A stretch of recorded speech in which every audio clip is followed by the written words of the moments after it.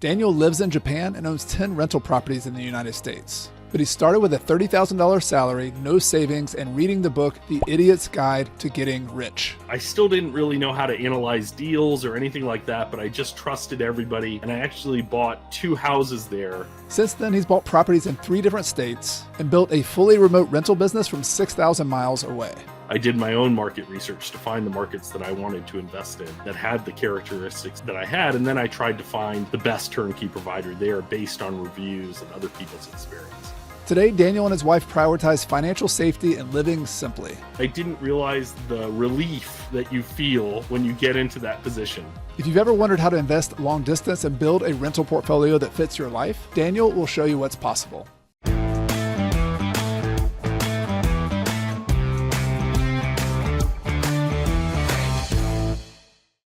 All right, so Daniel, I can't wait to get into some of your real estate portfolio. The fact that you live in Japan and you own 10 rental properties in the United States, I think that's pretty amazing. I want to dig into it, but you have a really interesting story before you even got into real estate or investing, and you had a different journey. And I'd love to, could you take us back that way just so people get to know you a little bit better? Right out of high school, I actually joined the Marine Corps, so not too far away from you in Paris Island. But I actually got injured in boot camp, and I got an honorable medical discharge. So I came out and I had to change tracks really quickly. So I went to massage therapy school actually, because I was interested in the injury rehabilitation and everything. And it took me a long time to graduate university. I was doing a little bit of this and that. I was a martial arts teacher for a number of years. That was something I'd done since I was a kid. Worked as a massage therapist, and I finally graduated. I think I was about 28 when I graduated with my first degree. And I always wanted to come to Japan, mainly because of the martial arts. And my plan initially was to come out for 1 year and then go back, finish a master's degree, and then maybe back out. But like so many people that have lived here for 20 years, I met a girl. That was pretty much the start of it. So I met my future wife, and I decided to stay, and I ended up doing a master's degree and then a doctorate degree, and kind of worked up in the university system here. And eventually I'm where I'm at now, which is a tenured professor at a Japanese university, and I teach in the economics department. But actually my specialization is financial literacy education. Interesting. So kind of works into to what I do for my hobby as well. What an interesting journey. And amazing. Yeah. I was gonna, just as an aside, as someone who likes learning languages, particularly Spanish for me, but how was your Japanese language learning journey? How long did it take you to become fluent and be able to speak there? So before I came to Japan, I'd actually taken 2 years of university Japanese. So I had a lot of the basics down. And one of my hobbies at the time, I guess, when I first came, is I would walk around Kyoto and use my limited Japanese to ask for directions. And, it would only get me like 100 yards or something down the street before I didn't remember what was said or couldn't figure it out, and I'd have to ask somebody else. So, I improved a lot, especially in that first year. And when I first met my wife, and probably for the first 2 years that we were dating, we only spoke Japanese. And I actually tell people this is the ultimate hack for being married to someone for a long time, because I couldn't argue with her, at least not effectively.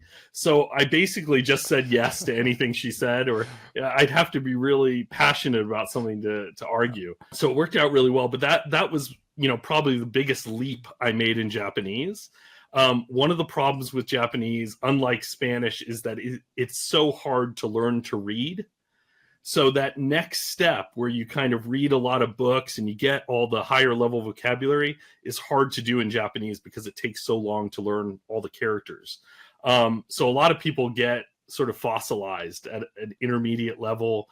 And for me, that happened for a long while. And now I'm really trying to bump up to that next level, even though I've been here for 20 years, where I speak the language pretty well, but reading and writing is still a struggle. And for my job, I do have to do it. Interesting. So. Yeah. A lot of when you learn Romance languages, when you have English, it's, it's kind of the opposite. You can probably read or, do like some writing quicker. Whereas the language but you're saying the the reading is the opposite. So that's so interesting. Yeah, it's really hard. And the other issue with Japanese is just that there's a lot of different politeness levels.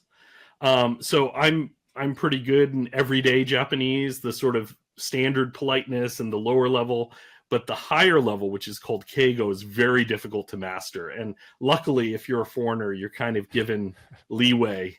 But sometimes, especially at work, that can be a problem. Well, I could ask 100 questions about your life in Japan and languages, but I do want to get back to your personal journey. And when you're in Japan, you kind of found this route to a career that you were interested in. You got married. You're now a person super interested in investing and financial independence. Like when did that part of your journey? Like, were you always interested in that, or was that something that just was a fork in the road for you later on? No, I wasn't. I mean, throughout my 20s, I knew nothing about finances and I didn't have any money. When I came out to Japan, I had about $20,000 in student loan debt, and I sold a car before I came out. So I think after the plane tickets, I had a couple $1,000s. But I realized, and I think this was a good thing because I came when I was 28 and not when I was 22. I knew that I had to get my act together pretty quickly. So the first thing I did is I went to a bookstore in Osaka and I picked up this book called The Idiot's Guide to Getting Rich. I think that's what it was called, The Idiot's Guide to Getting Rich. And it was actually a great read. This is before FIRE and all this type of stuff, but it just told you how to save your money, how to invest in index funds, and then eventually get into real estate. And that's what I did. So for a number of years, I split my money into 2 bank accounts. I get my paycheck, and I wasn't earning a lot. I was earning about $30,000 a year when I first came here. At that exchange rate, it would be a lot less now. And I would just split it in half, and I would only spend half, and the other half I would save. And eventually I started investing in index funds. And then when I met my wife, she comes from a family, her parents own a ramen shop, and they've owned that ramen shop since her grandfather, right after World War II. And so she grew up in sort of this entrepreneurial lifestyle, and she's really good at spreadsheets and the books and everything. So I think when we combined forces, we were looking for that next step. So we first bought our condo where we live here in Japan, because that was in the textbook. It was index funds, and then you go into real estate. So we got a condo, and then we started asking around about real estate. I just put it out there to everybody on Facebook. I'm interested in real estate. And eventually a friend of mine who I went to high school with, he contacted me, and he was a lawyer. And in his law firm, everybody was investing with the same property manager near Boise, Idaho. And so I still didn't really know how to analyze deals or anything like that, but I just trusted everybody. And I actually bought 2 houses there. And I wouldn't know it, but of course, Boise, Idaho has, done really well. My properties, yeah, really well. Yeah. I bought them for $120,000, 20% down. This was in 2014. And those properties are both now worth $400,000. So, just an incredible ride up. And that really helped as well, because I was able to refinance and then move into other markets as well. Got it. I want to talk about that growth journey and how you took one property to another, but I want to start with the first couple. You're living abroad, and I think that getting the first deal and the financing and the down payment's always an issue. Like, were your down payments on those first deals, were they just savings, like that time when you're spending half your money and saving half the money? Was that where it came from, or did you have another option, another source of money for that? Yeah. So in the early years, I really cannibalized my index fund portfolio. So, I never got those index funds up very high until recently. I know I heard your podcast the other day where you're talking about your portfolio. And so mine was sort of like yours in the beginning. Now it's a little bit more even.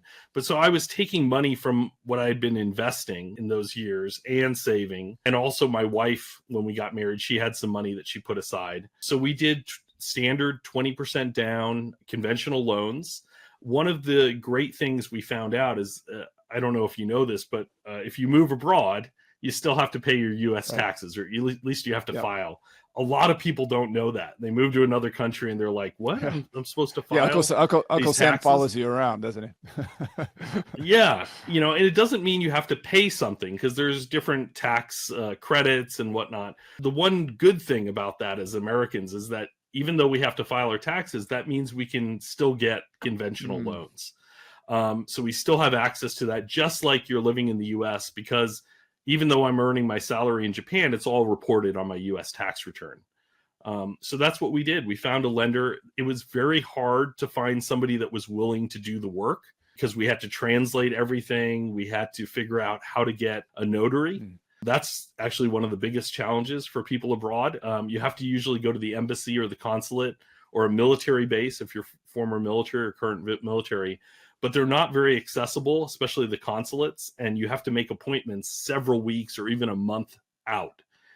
So these were all the sort of challenges we dealt with in those initial ones, and definitely thought about giving up in the process. But once we figured it out, it was pretty good. Yeah, the notary piece is such a difference. When I was, here you go to the UPS store, or you go to like, wherever, it's just like a nominal, it's just nothing. And it's just like, oh, sign my name. But yeah, getting all that paperwork back, the loan documents and all that on a closing, that's something I take for granted. But when you're abroad, getting that done is not a trivial matter. Yeah. And it's about $50 per seal.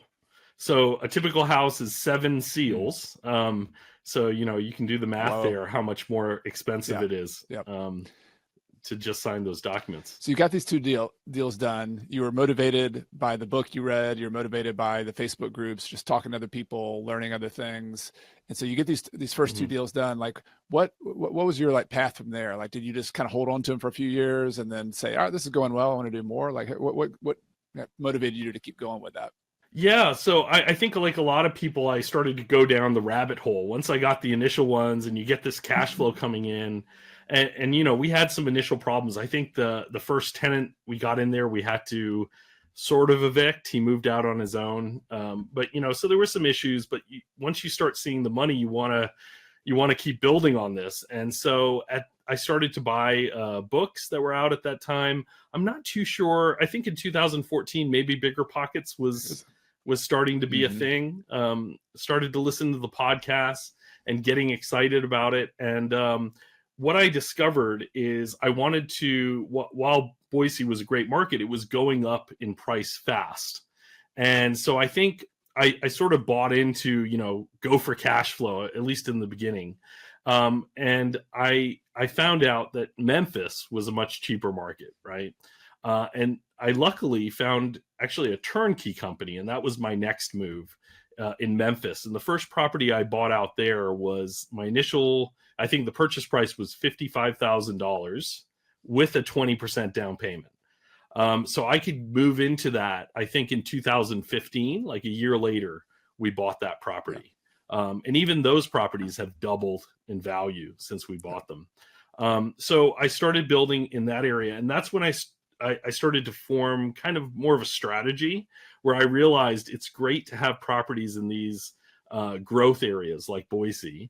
And then it's also nice to have these really high cash flowing properties in another area. So we came up with a plan that we wanted properties in 3 different markets. And so we decided on Boise. We actually invest in Caldwell, which is just outside of Boise, Memphis, which is our cash flow market.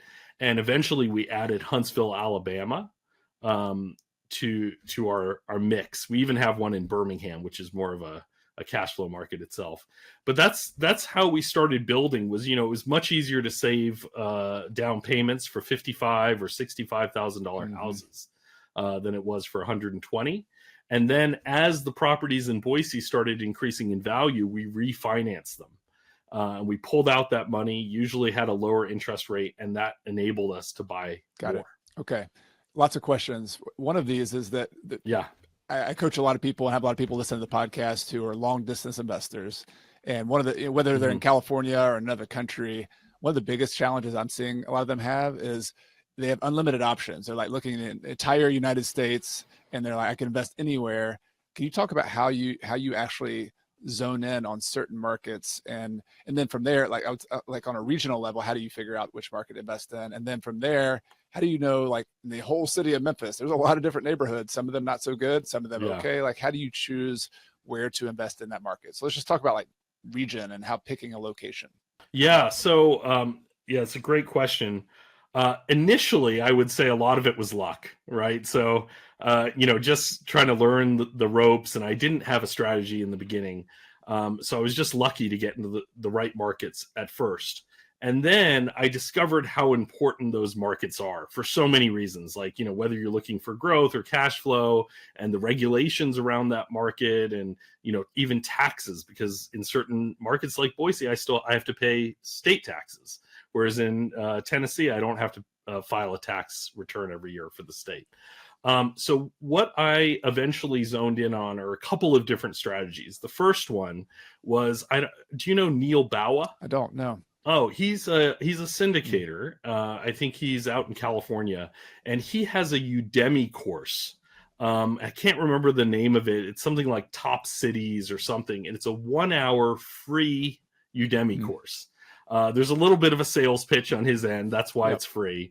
But it was incredible. He ran through how you analyze each market, going through crime statistics, job statistics, all of these basics. So that was one of the first things that I did, was learn from that course, and just really try to learn that knowledge.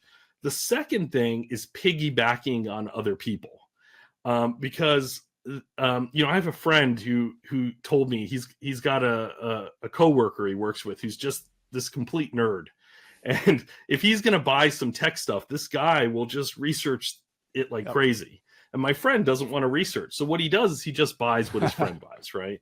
And so I did a similar thing, partly on Bigger Pockets. I would ask people about information about which cities they were investing in. And people that were smarter than me and more diligent than me would provide a lot of the research.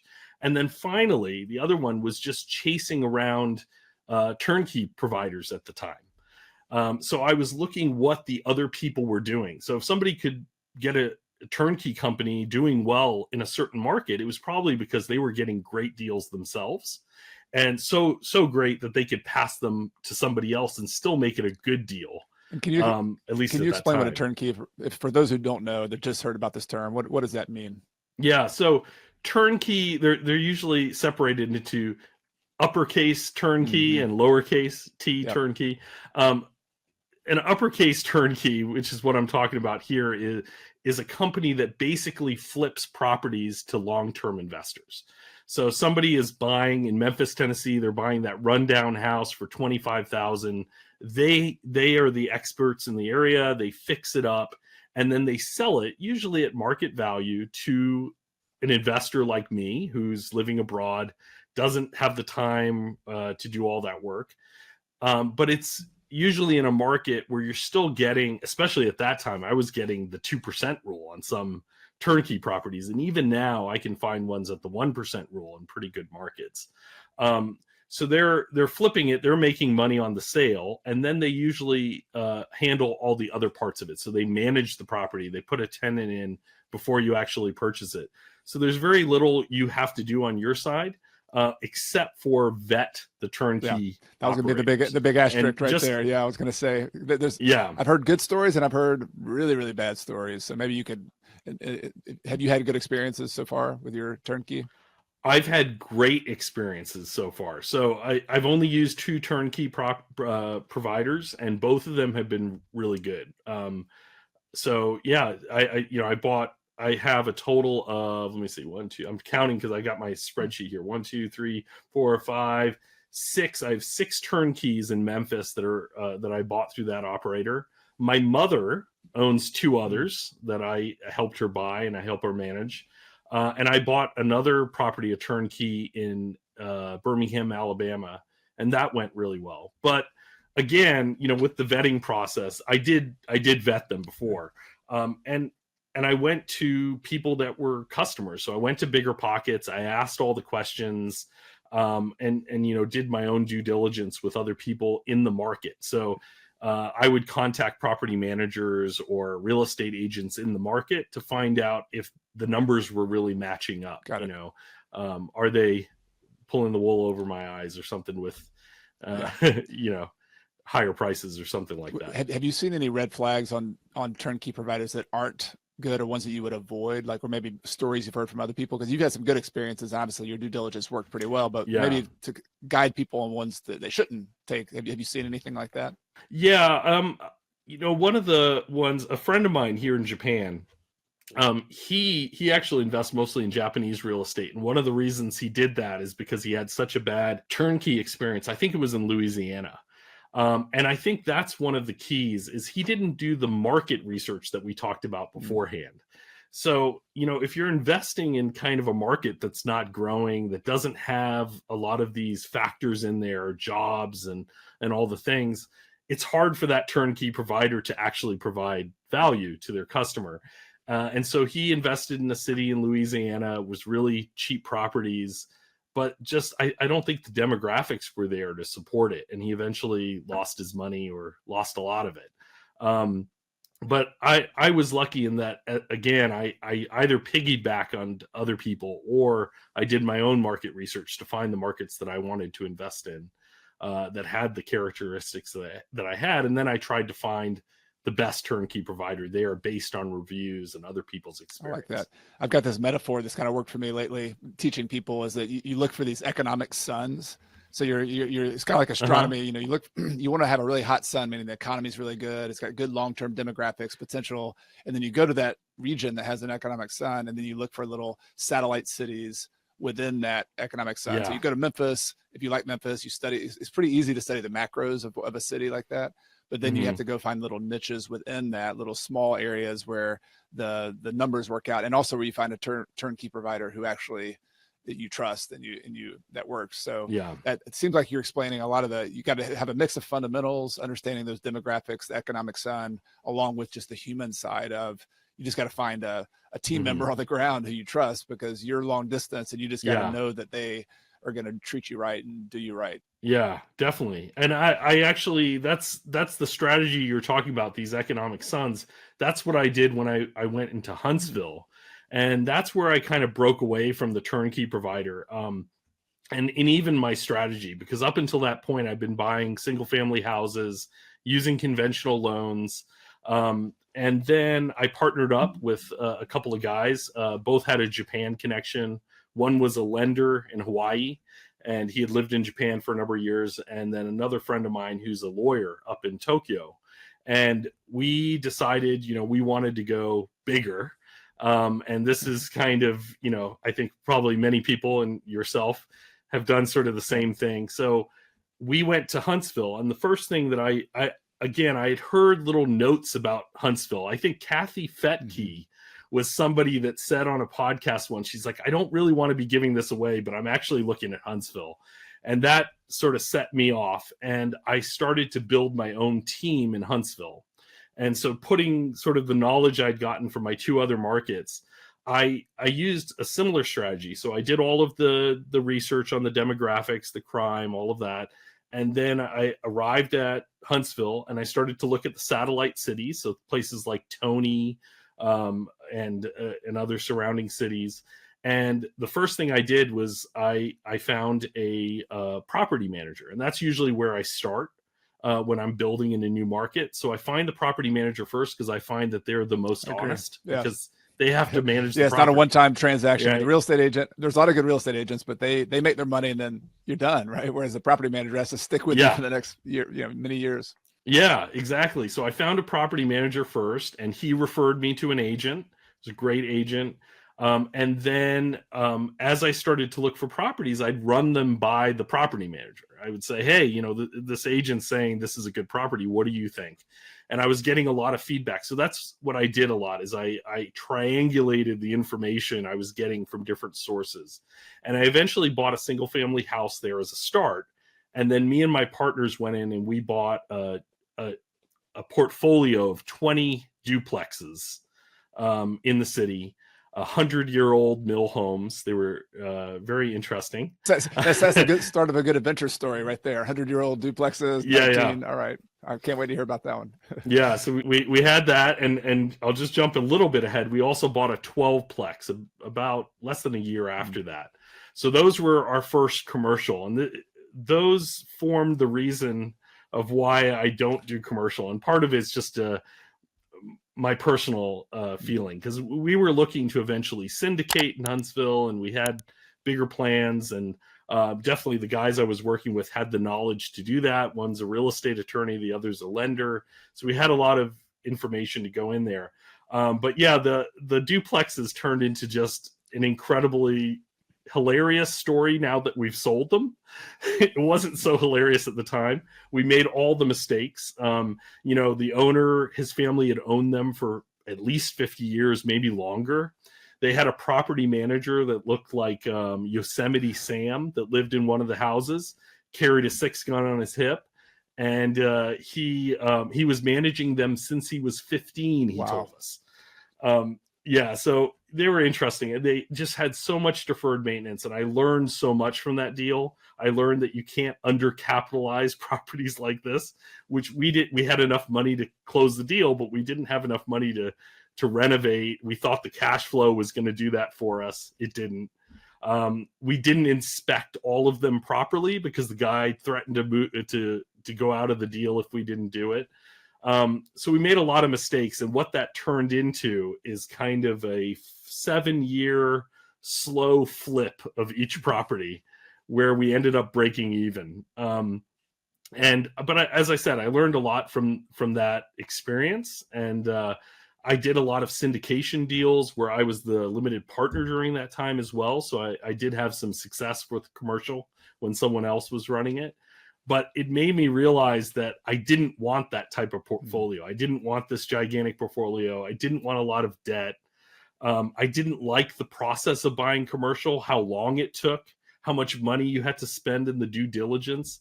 It just wasn't for me. And that really sort of changed my mindset of what I wanted to do with my portfolio going forward, and ends in what the portfolio is that I have now. I don't know if everyone's like this, but it sounds like you've had this experience, and I've definitely had it, where I have to touch the fire to learn that it's hot. Like I've got to oh, okay, I'm going to try to go big or buy these big buildings, and it's not that they don't. It's not like as simple as like they work or they don't work. Like, of course, anything can work, but I really like how you said there's a personal aspect of it. Like, this just doesn't work for me, or it doesn't work for my lifestyle. So maybe you could talk about that. Like, I'm all about putting small money investors up on the pedestal and saying, hey, somebody with 5 properties, 10 properties, 15 properties is actually just as successful as somebody with 1,000 properties. What is it about these small, simple properties you had, the turnkeys, the ones in Idaho, that are more attractive to you than like a big, huge multifamily property? Yeah, so I think there's less moving parts, and I like the speed of it. I mean, really, especially if I'm buying in cash right now, I could go out and buy a property within a month, probably less than that, a couple of weeks. And that's fun for me. Going through the whole process of a commercial. I think that process leading up to it, and all of the due diligence you have to do, especially the amount of money you might spend in inspections on a property you might not buy, right? And I think part of it too is not just your own personality. And I'm definitely that type of personality. Like, I tell people I'm the most successful lazy person you've ever met.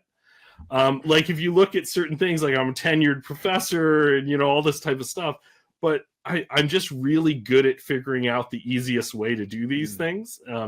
And so that's part of my personality. But the other thing is that I was kind of getting older. Like, I'm almost 50. And you get to a point, I was so motivated in my 30s to do things while I was doing mainly the building up of the index funds and everything. I was working 3 different jobs and staying up late at night and doing a doctorate and doing all this stuff.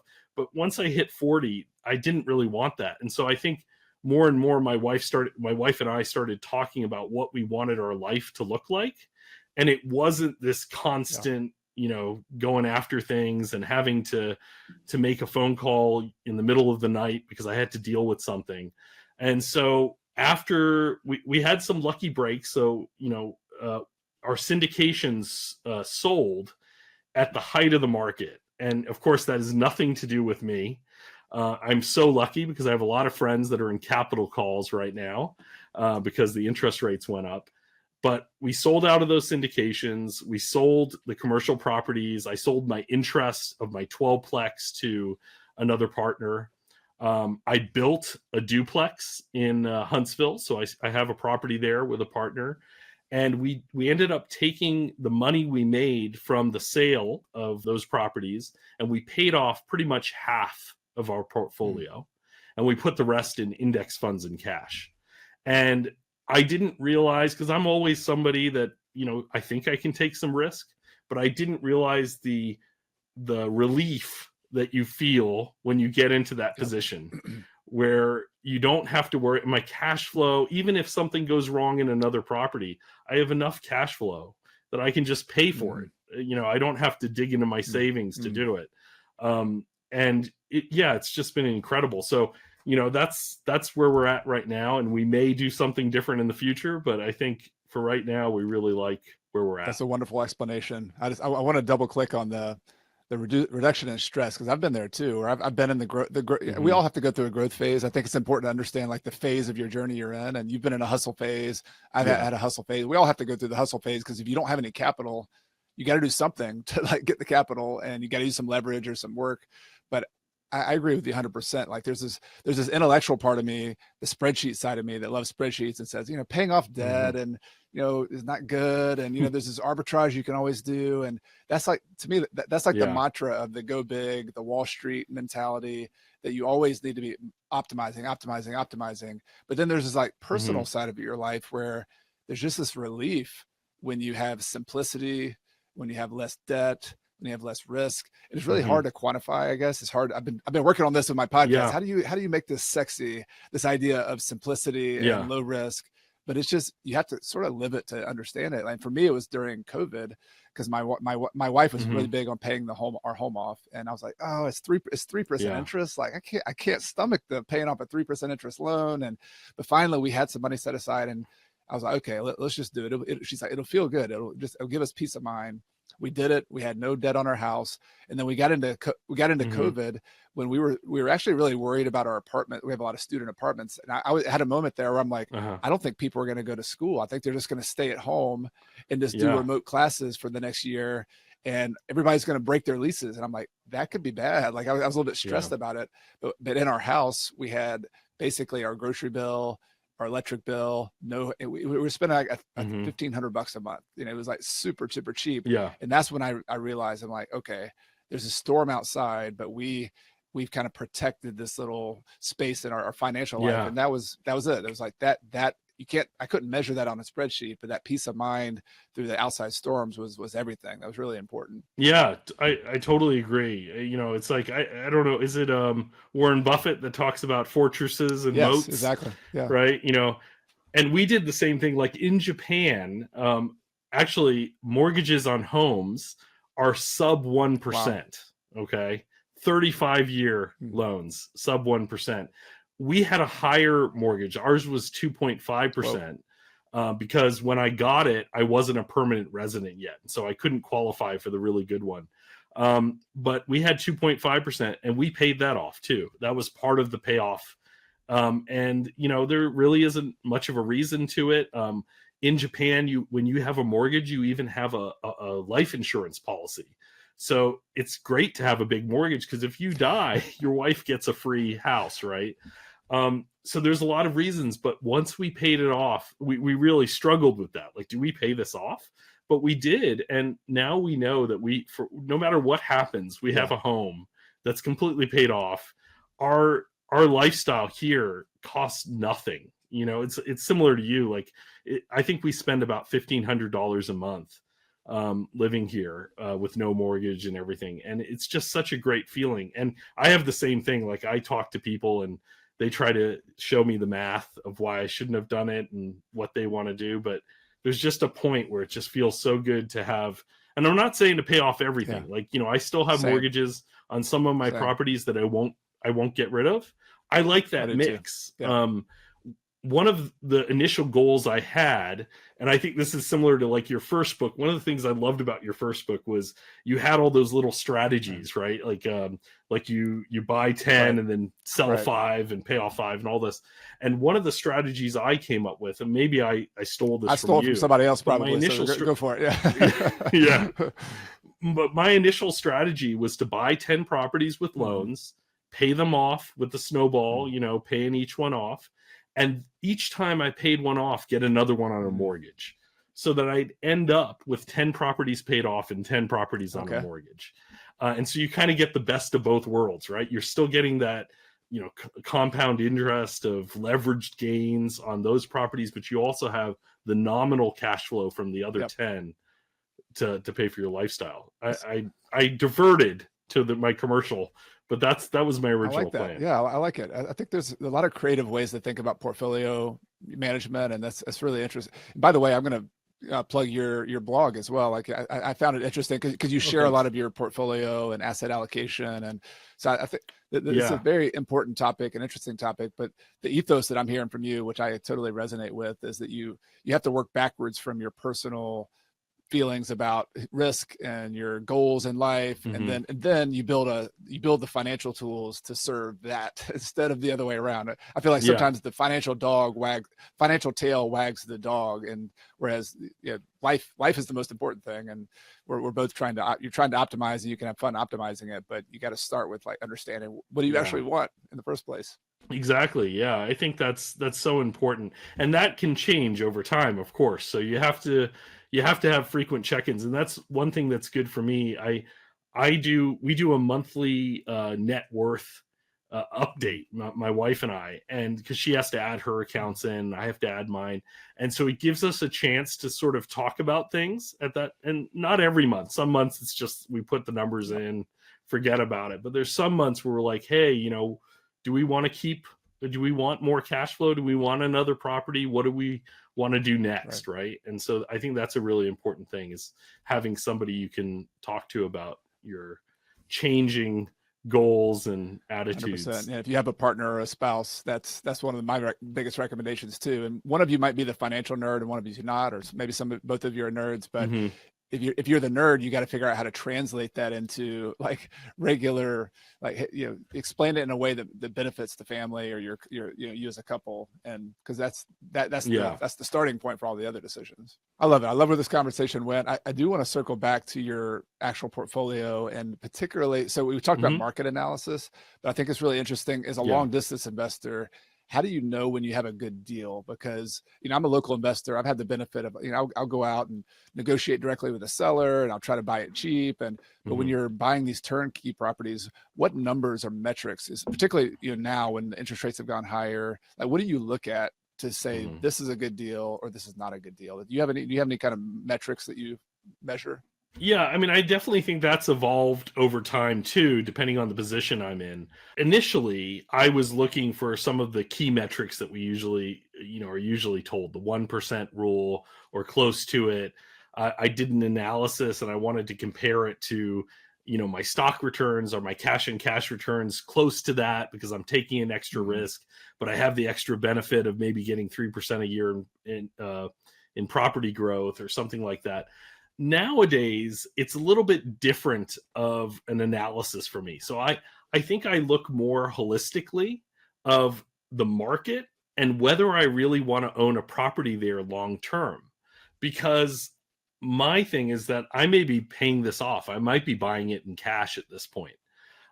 So I don't need to look at these returns as much as how it's going to be my part of my portfolio in the future. I don't know if that really makes sense, but and of course I am looking at some of the numbers, right? I'm not looking to buy a house, like I'm from California, $1 million house that rents for $4,000 a month. That's probably not going to fit my criteria at this time. But I think it really depends on where you are in your financial position as well.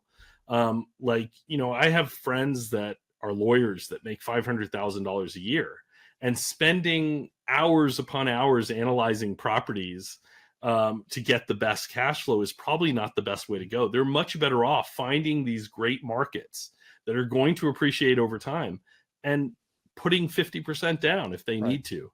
So right now, my big criteria is that after all expenses, and I mean all expenses, not just the fixed ones, but the variable ones like vacancy or maintenance, after all those expenses, I need to at least cash flow $100 or $200 a month. But that's really my criteria right now. It's mostly concentrated on market and not on the property itself. I hope that makes sense, because I know it's different than what most No, people say. I agree 100%. Actually, the way I've been explaining, and I think it's pretty similar, is that anytime I look at a good deal, there's one part of it that's quantitative, like the financial numbers. The other part is more qualitative. It's actually the engine of the actual growth you're going to get over the long run. But it's like, what does the place feel like to live in? Like I had a mentor one time who used to call it romance. Like if you're in a certain neighborhood, there's a romance to a neighborhood, meaning it's an emotional appeal to living in that place. And that's going back to our market. Like that's the macro level. Like what's it feel like to live in Huntsville, Alabama? Like, are there things to do? Are there outdoors? Are there jobs? Does it have a certain status to it to live there? And then on a micro level, am I near a park? Am I near a school district? So in real estate, that's really important, because our tenants and our buyers make emotional decisions. And so the point that I'm hearing from you that I agree with is like, you got to look at some numbers, but really you're going to make your most money over the long run planting your seed in an area that's got emotional appeal and that's got good positive demographics. And that tailwind of that area is going to then carry your investment. And if you're an attorney who's making, you have very little time, but you have more money, you should either put 50% down or 100% down and not worry, or just put enough down that you can make $100 a month in positive cash flow, even if your cash on cash return is is like 1% or something, because over the long run, leveraged real estate is going to make money from the rent growing and the price growing, and you can always refinance later if you want to increase your cash on cash return. I think that's the most important part, is that you have to look at the stage that the investor's in and their situation to really understand what those metrics are. Because people ask me like, what am I looking for? And it depends on the stage, because early on I couldn't buy properties that didn't cash flow a lot because I didn't have a lot of cash.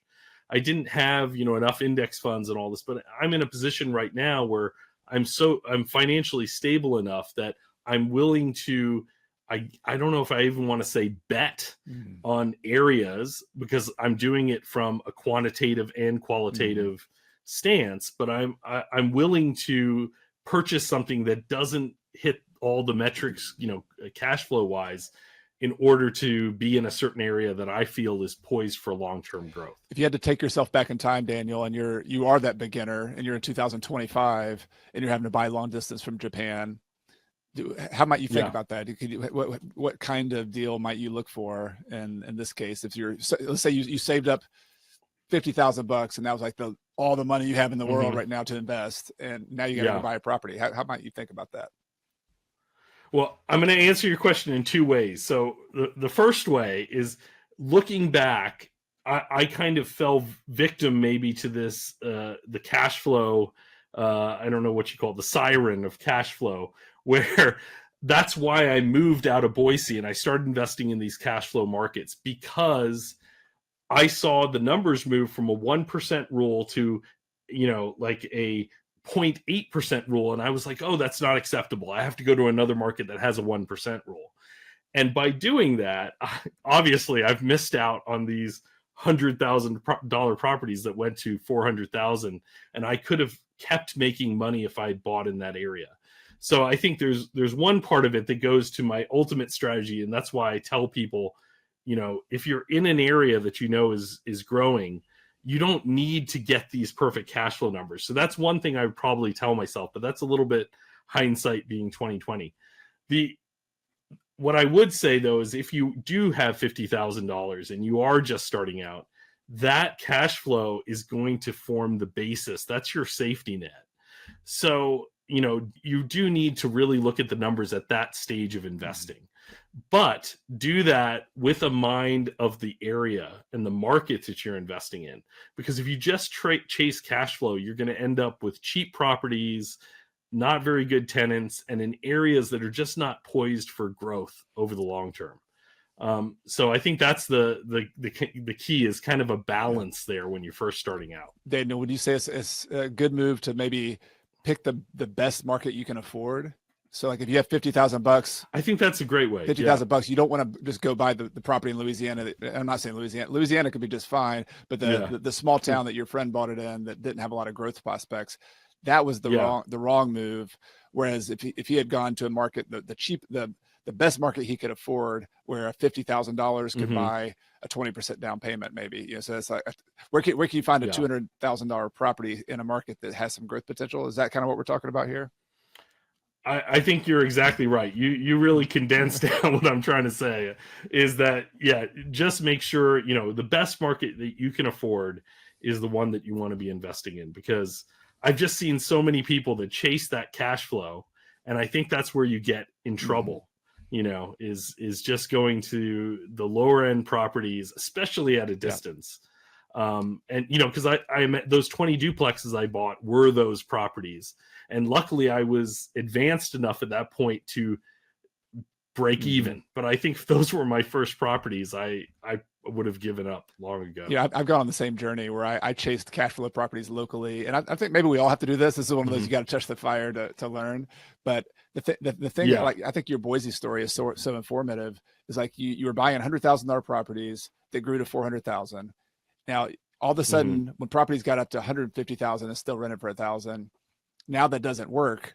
But if you bought the 150 or the 200, even at $200,000 that grew to 400,000, in the big picture, if your goal is to increase your wealth, which is really the name of the game here, growing from 150,000 to 200 to 400 is just is maybe not quite as good as the 100 to 400, but it's still really good. But what you would have had to do is accept a lower cash on cash return today in order to get that growth. And that's the trade-off we're all facing in all these different markets. Some markets are more growth oriented, some are cash flow oriented, some are a hybrid. Like South Carolina, we've just kind of gotten lucky because we've grown and we have some cash flow. But that's a tricky thing that people are just starting today. Like I think it is harder to figure that out, but I agree with you 100%. If you just chase cash flow, you're going to miss out on some of the best long-term wealth building you potentially could have. Yeah, and that accelerates your position, because it's really hard, especially when you don't have a lot of money, to buy enough cash flow to buy your freedom, right? If you're just investing in these $50,000 properties that have a little bit of cash flow, or even a good amount with their purchase price, how much money are you going to invest, and how are you going to make that money to invest it? Whereas if you can get these markets where you're taking a calculated bet that it is going to go up in value at a higher rate than inflation, and you get a few of those right, you can accelerate your position. That's what I did. I was able to refinance those properties to purchase my cash flow. And so I think that's why you can't just chase cash flow, even in the early stages. Daniel, this has been so much fun chatting about cash flow, paying off debt, Japan, learning Japanese. I want to take a step back, and if somebody's listening to this, and a lot of people are in the beginning of their journey, the middle of their journey, do you have any kind of big picture advice you'd give them that would help them on their journey to their own financial independence? Yeah, I think that one of the problems maybe in the industry is that people get really married to a certain strategy. And if you end up talking to that person as your first person that you talk to, you can buy into that, and it can really stop you from doing from making moves. So I've met people, for example, that have talked to someone that's all about cash flow, and the only thing, you have to buy properties that are 20% below market value, and if you can't, you're not investing. And they get so into that they never buy a property, right? So I think that one of the things is that you do need to have a breadth of knowledge in the beginning. So as you get into the field, learn about all the different ways people invest, the different strategies, and then narrow it down.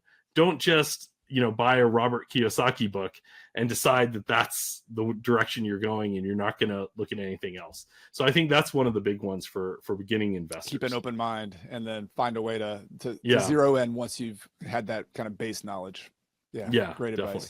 Awesome. Well, I want to give people a chance to follow you. And you have a blog, you have stuff going on. I'll put links to anything you say in the podcast and YouTube description, but let people know how they can connect with you and stay in touch with you. Yeah, so I have a website called The FI Professor. It's called thefyprof.com.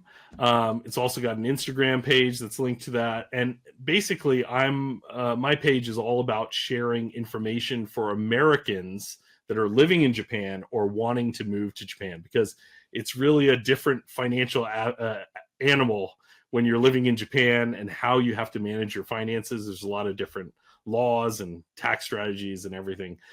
So yeah, definitely follow me there and reach out to me. on any of my platforms. Really interesting blog. One of the articles in researching for this podcast was just about the currency exchanges and how you have to have like your yen based portfolio and your US based portfolio and keeping those separate so you don't have these wild swings of currencies. Like something that I hadn't thought about a lot, and that's a very, very insightful read. I know the people, I work with other lecturers and professors who don't have investments back in the States, and they just can't go home for the holidays, right? Because the exchange rate is off for them, right? But I don't think about those things because I have two economies. Well, Daniel, I look forward to staying in touch, and thank you so much for your time. Yeah, thank you so much. This was great. In this episode, you saw how Daniel bought rental properties long distance while living in Japan. You might be wondering, how do you even pick the right market when you don't live anywhere close to where you're going to be investing? So in my next episode, I show you my step-by-step process to analyze any market in under 15 minutes using free tools. So you can use this to analyze and be more confident in your own investing markets. If you're watching on YouTube, you can click on the thumbnail above me here, or you can click on the link in the podcast or the YouTube description below. Thank you so much for watching. I'll see you in the next episode.